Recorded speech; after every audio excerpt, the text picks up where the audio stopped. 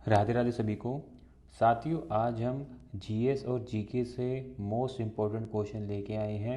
ये क्वेश्चन जो है काफ़ी ज़्यादा एग्ज़ाम में पूछे जाते हैं, तो इसलिए आपको इन क्वेश्चनों को ध्यानपूर्वक देखना है, नोट डाउन करना है, ताकि यहाँ से अगर कोई क्वेश्चन बने तो आप आसानी से कर सकें। मोस्ट इम्पोर्टेंट क्वेश्चन है, सारे क्वेश्चनों को ध्यानपूर्वक देख लेना। और अगर आप चैनल पर नए हैं, चैनल को सब्सक्राइब भी कर लेना, बेल आइकन क्लिक कर लेना, ताकि आपके पास सारे नोटिफिकेशन टाइम टू टाइम पहुँचते रहें। और अगर आपको डेली न्यूज़पेपर चाहिए तो मैंने एक व्हाट्सएप चैनल बना रखा है, जिसका लिंक आपको डिस्क्रिप्शन में मिल जाएगा, जहाँ पे मैं डेली न्यूज़पेपर डालता हूँ पीडीएफ में। तो आपको एक ही जगह पर सारे के सारे न्यूज़पेपर मिल जाएंगे आसानी से। ठीक है, चलते हैं क्वेश्चन की तरफ। साथियों, क्वेश्चन नंबर 1 है, इंपॉर्टेंट क्वेश्चन है। कबड्डी में अर्जुन पुरस्कार के प्रथम विजेता कौन थे? तो आपको बताना है कबड्डी में पहला अर्जुन पुरस्कार पाने वाले विजेता कौन थे। तो इनका नाम है सहानंद महादेव सेठी। इनको कबड्डी के अंदर अर्जुन पुरस्कार प्राप्त हुआ था और ये पहले विजेता बने थे। ऑप्शन ए इसका राइट आंसर है। ठीक है साथियों, क्वेश्चन नंबर 2 है, शतरंज में प्यादों की संख्या डैश होती है। तो काफ़ी बारी इस प्रकार के क्वेश्चन भी देखने को मिल जाते हैं। तो शतरंज के अंदर प्यादों की संख्या कितनी होती है? 16 होती है। ऑप्शन ए इसका राइट आंसर है। अगर आप देखोगे दोनों साइड पे प्यादों की संख्या टोटल 16 होती है।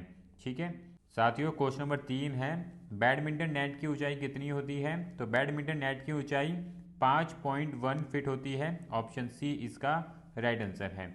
चलते हैं नेक्स्ट क्वेश्चन की तरफ। साथियों, क्वेश्चन नंबर 4 है, प्रसिद्ध संगीतकार तलवीन सिंह डैश बजाने से जुड़े हैं। तो तलवीन सिंह तबला बजाने से जुड़े हैं। ऑप्शन फोर्थ इसका राइट आंसर है। चलते हैं नेक्स्ट क्वेश्चन की तरफ। साथियों, क्वेश्चन नंबर 5 है, अलामेल वल्ली एक भारतीय शास्त्रीय नृत्यक और नृत्यक प्रशिक्षक हैं और भरतनाट्यम के डैश नृत्य रूप के अग्रणी प्रतिपादक हैं।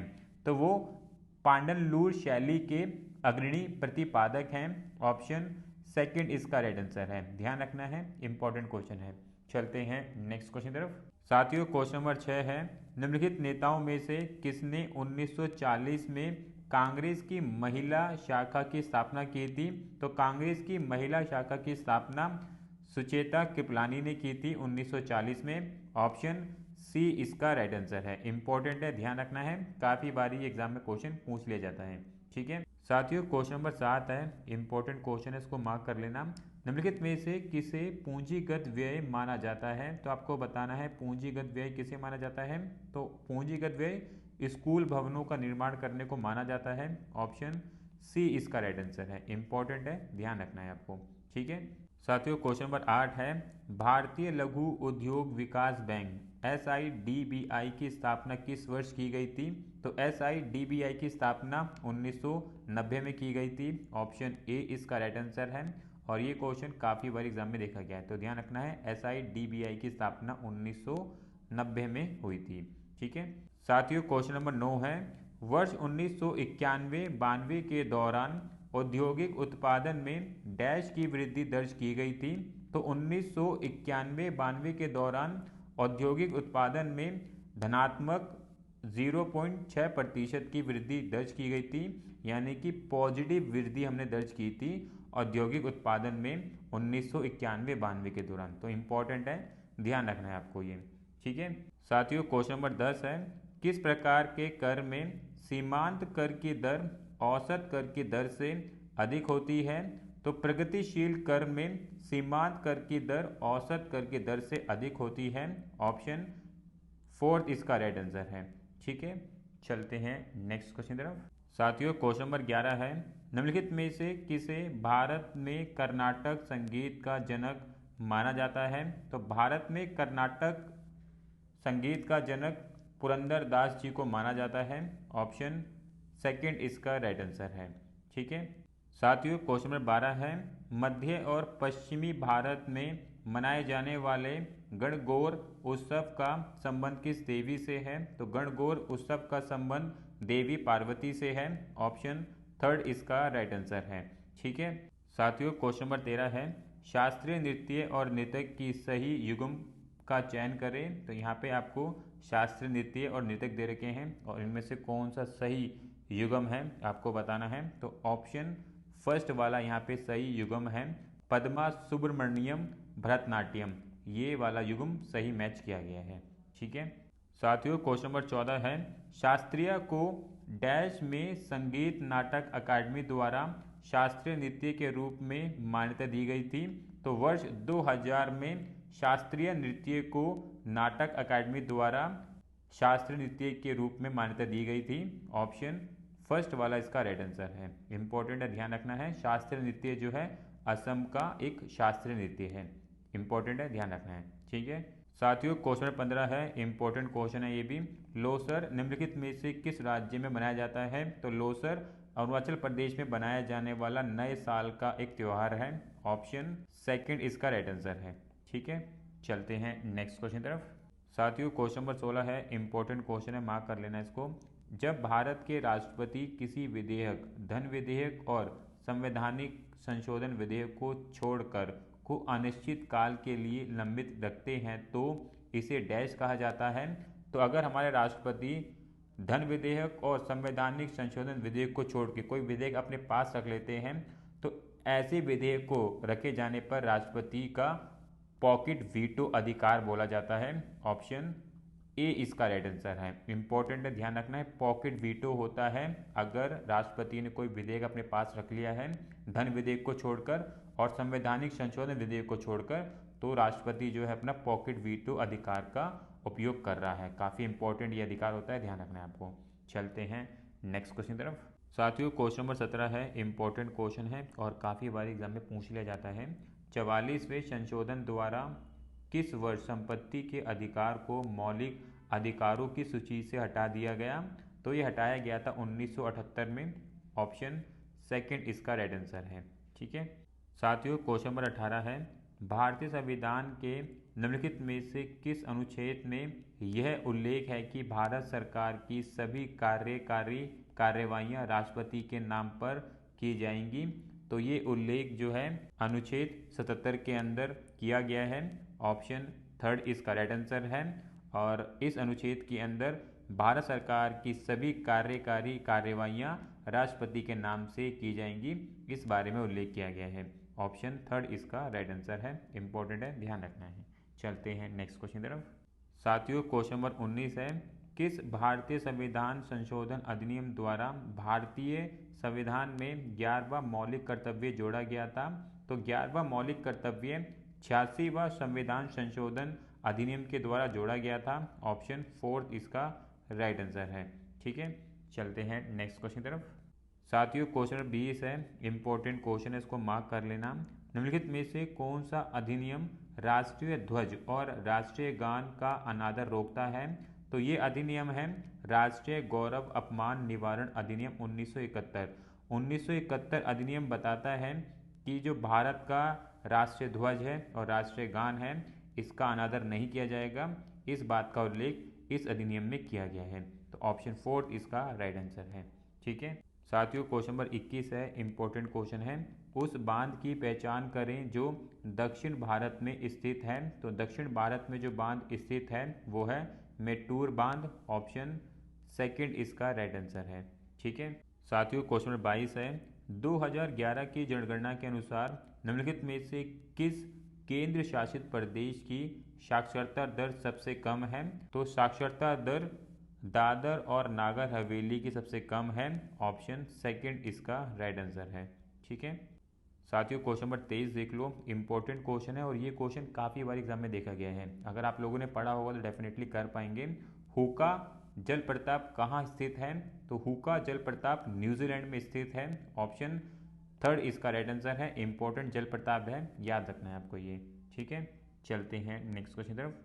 साथियों, क्वेश्चन नंबर 24 है, निम्नलिखित में से किस प्रक्रिया में पोषक तत्व या संदूषक जल के साथ बह जाते हैं या मिट्टी की निचली परत में चले जाते हैं?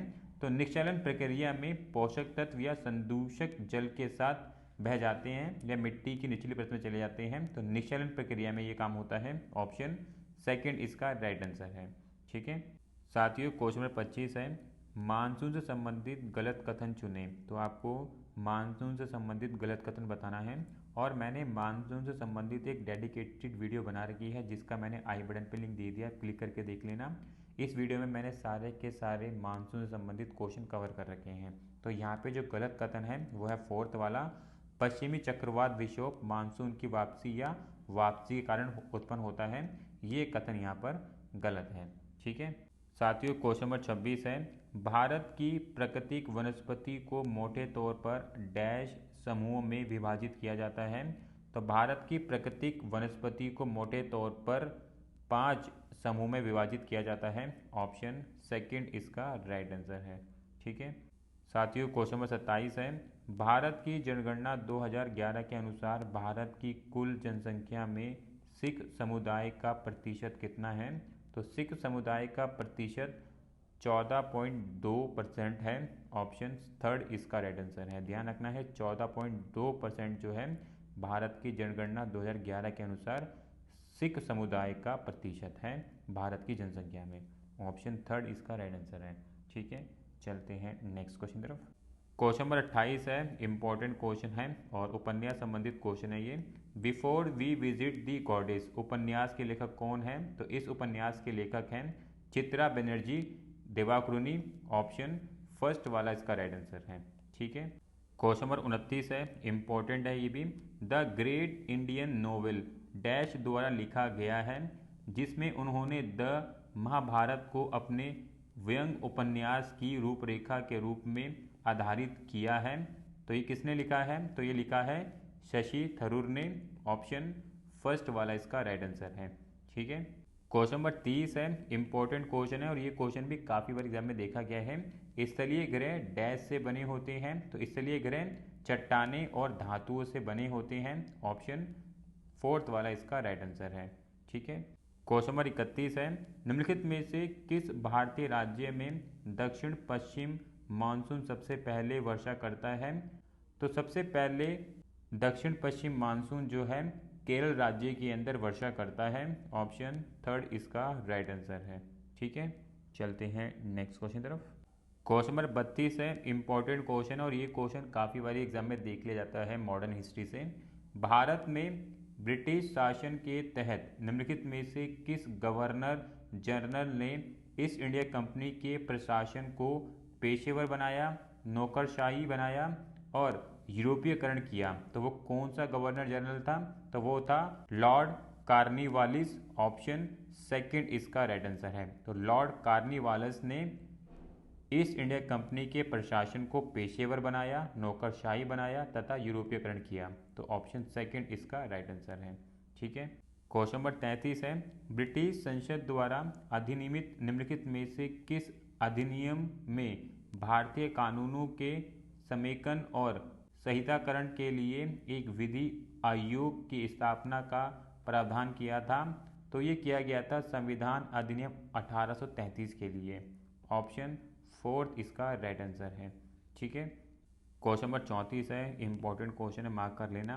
निम्नलिखित में से कौन सी मस्जिद का निर्माण दिल्ली सल्तनत के लोधी वंश के शासनकाल के दौरान किया गया था? तो लोधी वंश के शासनकाल के दौरान मोट की मस्जिद दिल्ली मस्जिद का निर्माण किया गया था। ऑप्शन थर्ड वाला इसका राइट आंसर है। ठीक है क्वेश्चन नंबर 35 है, इंपॉर्टेंट क्वेश्चन, इसको मार्क कर लेना। 5वीं शताब्दी ईस्वी पूर्व मालवी कागनी मित्र नाटक डैश द्वारा लिखा गया था? तो मालवी कागनी मित्र नाटक कालिदास द्वारा लिखा गया था। ऑप्शन सेकंड इसका राइट आंसर है। ठीक है साथियों, तो यहाँ पे हमने मोस्ट इम्पोर्टेंट 35 क्वेश्चन देखे हैं जीएस जीके के।